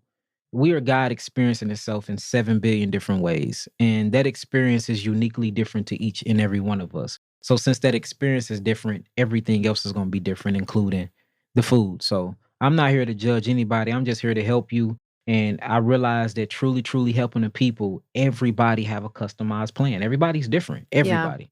Yeah. And that's what I'm recently really starting to settle in and like, okay, I see what this is. It's not about you, Dr. Yahki. It's about the people. And since it's about the people, each individual have a different perception, a different personality, and a different trait depending on the environment. Until we truly get to know that, then it's impossible to really heal somebody. Because we can heal the body all you want, but if the mind does not follow, then the body's going to be right back where it at. Body did not create the mind created the body to experience reality. So that's the root cause to all so-called disease is our perception and belief. There's a book that I want to just get everybody hip to. It's called The Biology of Belief by Dr. Bruce Lipton. I've heard of it. I've heard people I interview always talk about it. It changed my life. Wow. And I read this book 15 years ago, and it finally is resonating with me now. Because even the thoughts we think, the way we think affects our cells probably, right? Does it change? Like the cells inside our body probably perform different or have great health, happiness versus not. The placebo effect. Yeah. That's a real thing where they literally, doctors will bring sugar pills. Because doctors, so much perception was made to make the doctor seem like they was your savior, that people bought into the actual propaganda and the promotions of the doctors being the last say-so of your health, that you can go to the hospital with crazy symptoms. I mean, even symptomologies of having cardiac arrest. And the doctor will give you a sugar pill. And just because it came from the doctor and you was made from a programming to believe in your subconscious mind that the doctor know more about your body than you do about your own body that you've been living in your whole life, they will take the sugar pill, go home, and all the symptoms will go away. That's insane, right? And this is clinically documented. These are trials and case studies. Yeah, I believe it. But so if you have something called the placebo effect, you have something called the nocebo effect as well. If you don't believe, then which is a lot of non-believers, right? So this world is so magical. We have to believe. You got it. That's the first step. And that's why we tell the people that come into our clinic, when they come into our intake room and they sit down with our nurses, I say the hard part here, you believed enough to get on the flight, to pay for a plane ticket, to pay for food in this area, to pay for a hotel to come see me. What are you crying for? Yeah. You believed enough to come see me. which means that you believe that your body have the capability of healing itself. Whether I'm last resort or not, you believed enough to come. The battle is won now. Now you have to just be who you say you are. Yeah, and You that's got to show probably up for yourself now. yeah, that's probably why even with the health Mhm. route, no matter which sort of diet people choose Yeah. to take, like which route, whether it's vegan, carnivore, this, like if they believe that it's going to heal them, there's something there too, right? And when I Yes. see people on my channel, they'll comment like, "Oh, but what if a juice cleanse might do this to me or do that?" Then I'm That's always what's going like, to "I happen. don't think that's the right path for you, maybe Yeah. then," you know, That's right? what's gonna happen then. So look, when you look at the placebo effect, it's a truly documented. Your belief changes your biology. These are facts. Dr. Bruce Limpton, Greg Braden. I can name about 9 doctors right now, PhDs that's been doing this way longer than me, that's been proving this. It's another book called The Molecules of Emotions that will blow your mind. She's a female doctor. Blew me away. Just showing that your belief systems changes your chemistry. Your chemistry changes your DNA, the structure and the reproduction of your cells. So your belief, your perception of reality influences your biology. Wow. See, and this is almost like the top. This is the most important Yes. above That's the everything root else, cause. really. Root cause. That's why even I know somebody with advanced cancer right now, and they just like a lot of times people think, oh, there's no hope. And I'll be like, well, no, look, there's like stories of this, stories of that. Like you never know. But if they just believe like it's done, Yeah, then then it's done. Mhm. We have a elder that come in. He got stage 4 cancer, and what did he say? He said he came in real loud.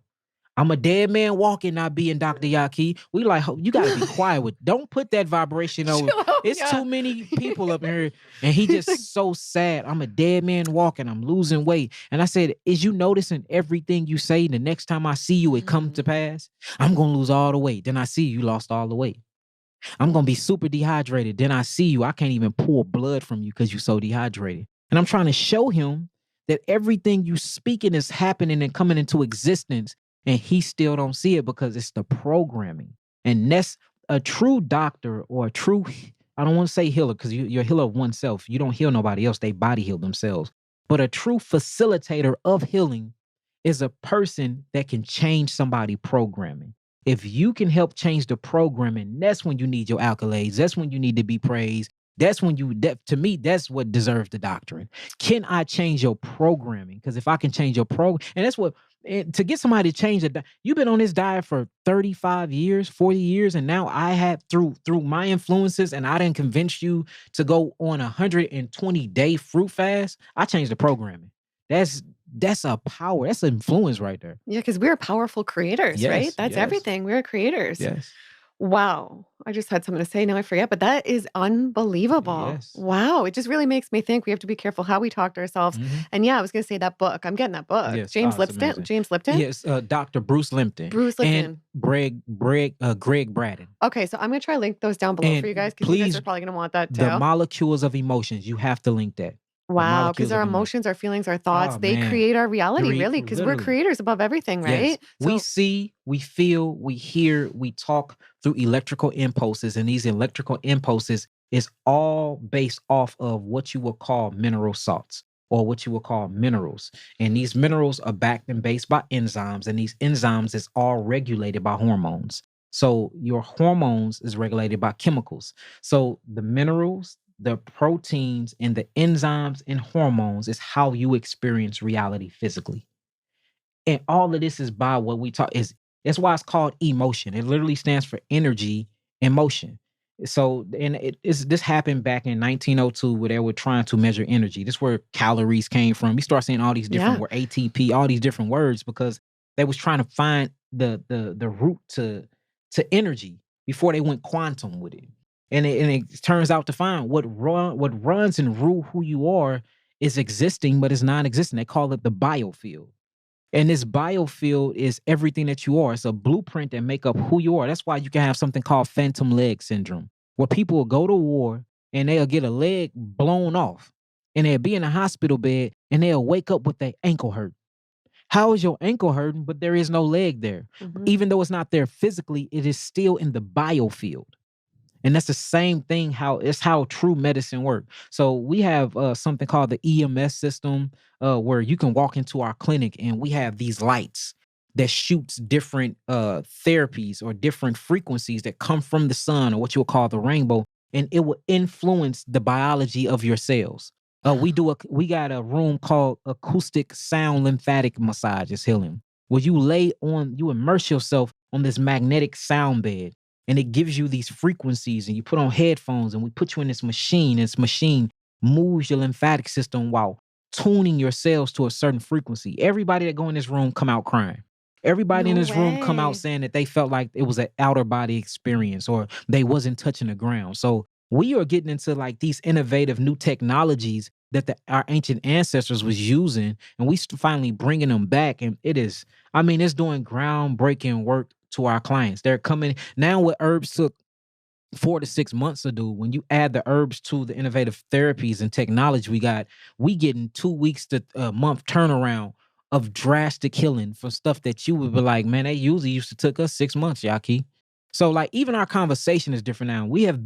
I feel like we've built the Garden of Eden in St. Louis. Yeah, I feel like I should come there with my cameraman and do a tour. I would love to do that because this is incredible. You are welcome. Let's put you on a therapy. Yeah, let's do it. Just I would let me know love when it. you're ready. And I really do mean this. I think you are top level, one of the best doctors on the Thank you. planet. And I Thank you. love your attitude. I love what you're doing. The world needs you Thank you. so much. So I keep appreciate doing it. what you're doing. This is just, you're amazing. Thank so you. I'm excited to get in the kitchen with you Let's too. do And it. maybe we'll talk a little bit more about the herbs in the kitchen Yes. too, because we didn't talk too much about those Okay. in this. But yeah, stay tuned for that. I'll put everything down below. If that video is out already when you're watching this, I'll have it on the screen right now. Otherwise, I will put something else great on the screen. Be sure to subscribe, and we'll see you in the next one.